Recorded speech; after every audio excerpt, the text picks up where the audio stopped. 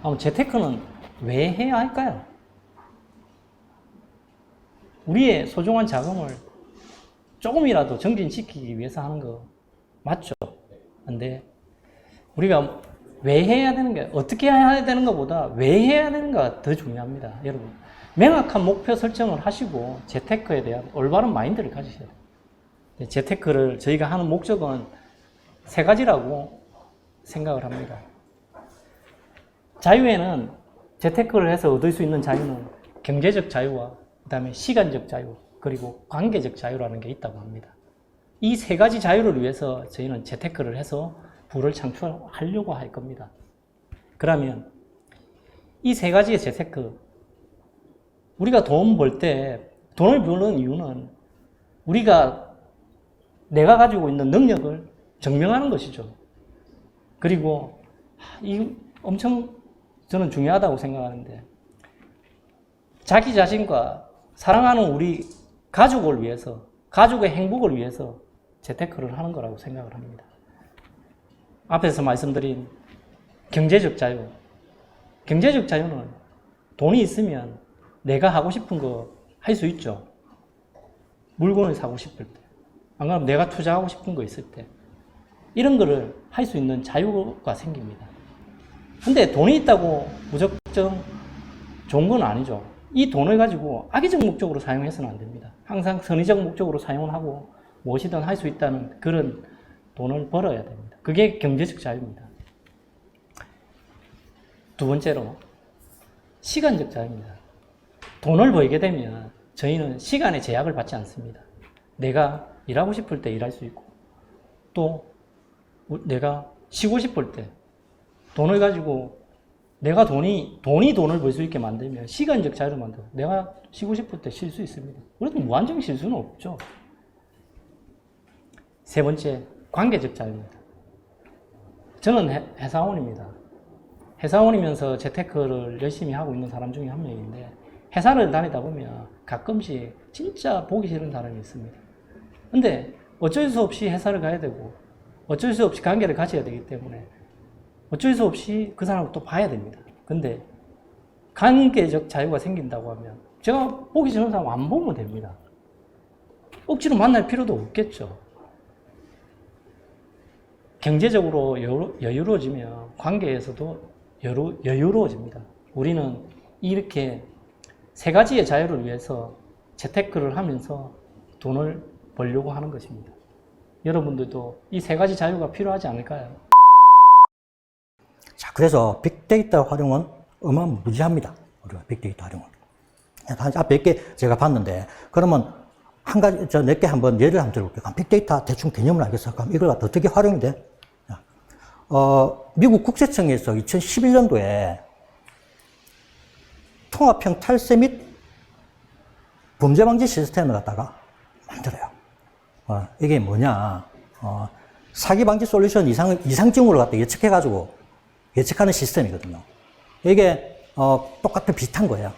과거 행동을 분석하고요. 그 다음에 뭐 사기 패턴과 유사한 행동을 갖다가 검출을 해가지고 뭐 트위터 범죄 관련 계좌 이런 주소, 그러니까 이거 진짜 전방위적으로 이런 인공지능과 데이터를 확보해가지고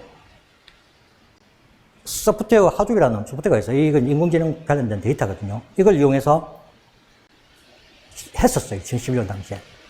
그래서 그 결과 연간 3,450억 달러의 세금 누락을 막았대요. 이런 미리 예측해가지고 이걸 갖다가 다 하는 거예요, 요새는. 어떻게 보면 좀 섬찟할 수 있겠죠. 무서울 수도 있어요, 이게. 어떻게, 아무 생각하면은. 자, 그러면 방금은 우리가 방금 국가에서 하든지, 시에서 그런 쪽으로만 제가 얘기를 했잖아요. 이거는 이제, 그럼 우리도 이런 데이터를 활용해가지고 뭔가 안 될까? 쉬운 거 한번 봤어요. 자, 매년 독감 사망자가 세계 인구에 독감이 발생해가지고 사망을 하는데, 이게 1년에 한 50만 명 정도 죽는데요, 독감만으로. 우리 코로나로 작년에 얼마나 죽었죠? 제가 알기로는 한 160만? 160명만 죽었다고 알고 있어요. 그에 따지면 코로나 이런 유행성 독감 이런 게 아닌데도, 매년 독감으로 50만 명이 죽어. 어마어마하게 많이 죽죠, 그죠? 많이 죽어요. 2008년 2월 달에 미국 대서양 연안 중부지방에 이런 게 발견이 돼요. 이 지역에 독감이 확산된다고. 근데 이게 미국 질병통제센터보다 유준합 빠른 경고였어요. 그리고 정확했어요. 맞아떨어졌어요. 이 정부 미국 질병통제센터에서도 알아내지 못하는 것 같다. 유준합 빨리 이 독감 유행을 갖다 알아냈어요. 이게 뭘까? 한 웹사이트의 경고였어요. 네. 그래서 우리는 이제 입지가 중요하다. 단지보다도 중요한 거는 입지가 중요하다. 그리고 서울 침체기에 이렇게 보면 2010년 1월부터 2013년 12월까지가 이제 서울시장 침체기였는데, 떨어질 때도 마찬가지예요. 특정 구역만 오르고, 특정 구역만 오르는 게 아니라, 특정 구역만 떨어지고 오르는 게 아니라 서울시 전체적으로 차이는 있지만 전체적으로 떨어져요. 그리고 보니까 우리가 그때 당시 이전에는 무슨 말이 있었냐면 2006년, 2007년에서 강남 불패라는 말이 있었거든요. 옛날에. 우리는 까먹었겠지만. 근데 이때 보면 침체기 때 강남구가 많이 떨어진 편이에요. 상대적으로. 그래서 강남, 그 이후에 나오는 게 강남 불패 신화가 무너지나 뭐 이런 뉴스도 나오고, 그 다음에는 뭐 하우스 푸어라는 단어가 탄생이 됐어요. 근데 우리는 어느덧 다 까먹고 서울은 영원히 계속 오르는 거 아니야? 이렇게 하잖아요. 우리 지난 시간에 배운 게 뭐예요? 역사는 반복된다. 그래서 70년대 때 이거 뉴스 이런 거 봤었죠. 그래서 항상 이제 오르고 떨어질 때는 요 입지별로, 크게 보면 도시별로 같이 움직이게 된다. 상승기 때도 마찬가지예요. 상승기 때도 보니까 다 같이 오르지 뭐 특정 구역만 떨어지는 게 아니더라. 자, 이제는 분양권의 특징을 한번 살펴볼게요. 분양권의 특징이 뭐 있냐면, 딱 우리가 생각했을 때 분양권의 특징이 뭐 있지? 실물이 존재하잖아요. 우리가 분양할 때 아파트가 없어요. 뭐만 있냐? 그냥 현장만 있어요. 뭐 공터만 있고. 그래서 주택을 구입을 어떻게 하냐? 보지도 않고. 그냥 이 권리만 주고 사고 파는 거예요. 이렇게. 실물이 존재하지 않다 보니까 이런 종이 한 장 가지고 있는 그 권리를 주고 내가 그 권리를 받고 사고 팔고 하는 게 분양권의 특징이다. 실물이 존재하지 않다 보니까 사고 팔기가 굉장히 쉽죠. 왜 우리는 집을 보러 갈 때 뭐 수도도 잘 나오는지 보고, 등도 잘 나오는지 보고, 뭐 하자가 없는지도 보고, 구조, 인테리어 이런 것도 다 보게 되잖아요. 근데 이제 실물이 없다 보니까 카탈로그나 조감도, 뭐 단지 배치도 뭐 이런 것만 본단 말이에요. 이미지 이런 것만 보고 사다 보니까 사고 팔기가 굉장히 쉬워요. 그리고 이게 분양권 같은 경우는 앞으로 향후 신축이 될 아파트죠. 새 아파트. 그렇다 보니까 자산 증식의 수단으로 굉장히 많이 이용이 되었어요. 그리고 이제 사고 팔기가 쉽다 보니까 거래 흐름도 굉장히 빠르다는 것은. 지금은 좀 이제 전매 제한이나 이런 것 때문에 이제 거래 흐름이 굉장히 거래량이 이제 많이 줄었지만은 이런 분양권 자체의 특징은 이렇게 거래 흐름도 빠르고 사고 팔기가 쉽다. 이런 특징이 있습니다.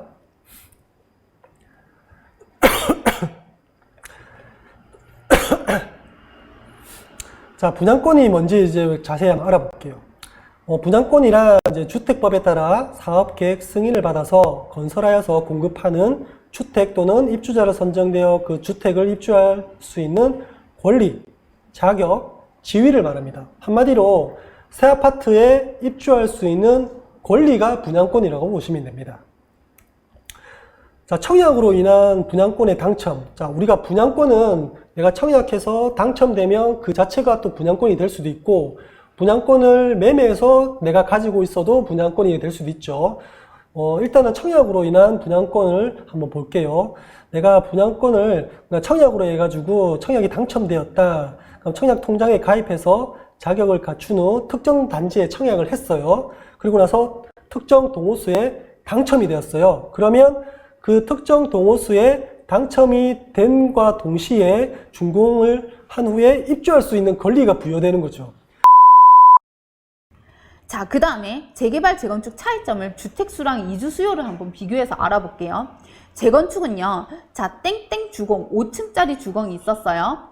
이 5층 주공의 총 재건축 해당 조합원 수가 300세대였다라고 칠게요. 그럼 이거를 뚝딱뚝딱 헌집 줄게, 새집 다우로 해서 37층에 초호화 아파트를 여러 동을 세웠다고 칠게요. 그러면 이게 최소한 1800, 2000세대는 넘을 거잖아요. 그럼 300세대였던 것이 갑자기 1800세대로 세대수가 뻥 뛰게 됩니다. 즉 세대수도 늘어나고요. 주택수도 충분해지는 거예요. 공급이 늘어나는 거죠. 하지만 재개발은 아이디어가 달라요. 요 해당 부지가 1만 제곱미터 이상인 거예요. 이 부지에 다양한 사업을 하고 있어요. 누군가는 세탁소를 하고 누군가는 미용실을 하고 누군가는 단독주택에서 사시기도 하면서 2층, 3층에는 전세랑 월세를 받고 계시고요. 누군가는 세입자 병원을 들여서 이렇게 병원을 운영하고 있어요. 이렇게 다양한 사업들과 다양한 주거 형태, 다양한 영업 형태를 가지고 있는데 이 일대가 모조리 재개발이 된다라고 하면 기존의 이 다양한 세대수들은 많단 말이에요. 왜? 1, 2, 3, 4, 5층. 층수가 많고 구분이 많이 되어 있으니까 세대수가 많단 말이에요. 2000세대라고 칠게요. 그 2000세대가 초호화 아파트로 탄생되더라도 탄생됐다고 쳐도 만약에 이 세대가 1000세대밖에 안 된다고 치면 2000세대가 1000세대밖에 입주를 못하는 거예요. 왜 이런 현상이 나타나느냐? 입주권을 다 안 주는 거예요. 여기 단독주택에서 1층, 2층, 3층 입주권 3개 안 나옵니다. 입주권은 1개밖에 안 나와요. 통상적으로. 물론 예외도 있어요. 통상적으로 1개라고 얘기를 할게요. 그러니까 나머지 1000세대가 갈 데가 없어요. 그럼 이 1000세대가 어디로 가게요? 여기 신축 아파트 가기에 부담스럽습니다. 그럼 이 신축 아파트를 못 가니까 이 신축 아파트 주변에 있는 구축을 가게 되는 거죠. 그럼 이 구축들이 기존에는 빛을 못 보다가 이주 수요 때문에 같이 동반 상승을 하는 거예요. 그래서 투자금이 적은 투자자들 같은 경우에는 이러한 이주 수요를 노린 수요를 실제로 하세요.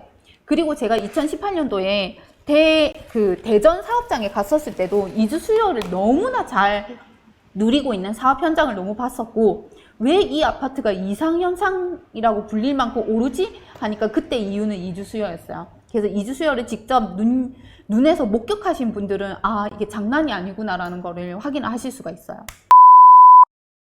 그리고 우리가 무심코 지나가는 이런 절벽 같은 땅도 있거든요. 그래서 이런 땅들은 우리가 차 타고 무심코 지나가면서 관심이 아예 없었던 그런 땅이었습니다. 하지만 이런 땅도 알고 보면 상업용 건물을 지을 수 있는 매우 쓸모있던 땅이었어요. 그래서 이게 위에서 본 모습이거든요. 그래서 과거 이 땅 농사도 못 짓겠죠. 여기 땅에 서 있어도 너무 절벽이 가파르기 때문에 제대로 서 있지조차 못하기 때문에 이렇게 잡초만 무성하게 자라면서 방치되었다 보시면 됩니다. 하지만 지금은 이러한 땅의 단점을 활용해서 누군가는 가격을 싸게 이렇게 매입을 했겠죠. 그래서 가치가 있는 건물을 지어서 현재는 월세를 받거나 실제 사용 목적으로 사용하는 사람도 있습니다. 다음은 이제 평범한 단독주택이 있어요. 우리 드라마 응답하라에서 나올 법한 빨간벽돌 단독주택이죠. 옛날에는 2층에 이제 주인이 살고 1층에 세입자가 살고 이렇게 같이 한 공간에 거주했던 시절도 있었습니다. 물론 지금도 많이 그렇게 하고 있고요. 하지만 이렇게 주택도 리모델링을 통해서 상업용 건물로 바뀌면서 지금은 이제 월 매출이 엄청 높은 파스타라든지 피자 가게로 바뀌게 되었어요. 이게 아셔야 될 게 주택이 갑자기 상업용으로 바뀐 이유가 다 있는 겁니다. 그래서 제가 뒤에 토지투자 성공 사례에서 말씀드릴 거거든요. 그래서 이렇게 상업용 상가로 바뀌게 된 이유가 있다. 그렇게 알고 계시면 되고, 하나 마지막으로 더 보면 우리가 시골에 2층짜리 볼품없던 이런 상가주택이 있었습니다. 이때는 유동인구가 거의 없었거든요.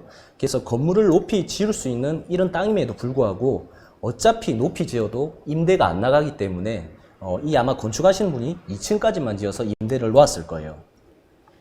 하지만 지금은 주변에 역사가 신설되고 신도시가 들어오고 지금은 이제 5층짜리 건물로 이렇게 신축이 되게 되었습니다. 병원이라든지 학원, 사무실 임대 놓아서 엄청난 월세를 많이 받고 있겠죠. 이처럼 땅은 주변 환경이 좋아지면서 누군가가 이 땅을 활용하고 어떻게 바꾸느냐에 따라 토지 가격이 상승된다 보시면 돼요. 그래서 이때는 거의 한 2억 그렇게밖에 안 했었거든요. 근데 건물이 바뀌고 난 순간부터는 몇십억의 가치가 됐다 보시면 됩니다. 그래서 이게 바로 요즘의 토지 투자 트렌드라 보시면 돼요. 그래서 여러분들도 지금 이제 토지 투자 관점을 농과 밭만 자꾸 봐야 된다, 그런 입장보다는 나중에 농과 밭을 샀을 때 주변 환경이 좋아지면서 이 땅의 건물을 얼마만큼 지을 수 있고 얼마만큼 높게 지을 수 있는지 이런 걸 좀 판단하는 눈을 가지셔야 이렇게 토지 투자에 성공할 수가 있습니다.